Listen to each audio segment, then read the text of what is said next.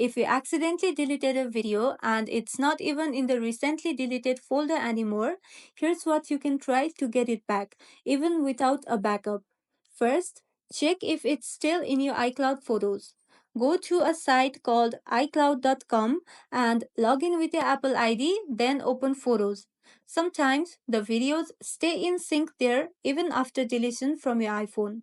Next, check other apps you might have shared or saved the video through, like WhatsApp, Instagram, files, or even messages.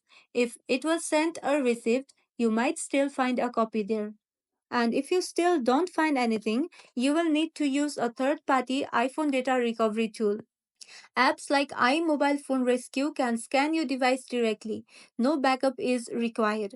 Just install the tool on your computer, connect your iPhone, and run a deep scan. Then look for the deleted videos. Some of these tools offer free previews so you can check what's recoverable before paying. Keep in mind that once a video is overwritten, it becomes impossible to recover. So the sooner you act, the better. And if this video helped, give it a like and subscribe for more iPhone tips and tricks. Thank you for watching.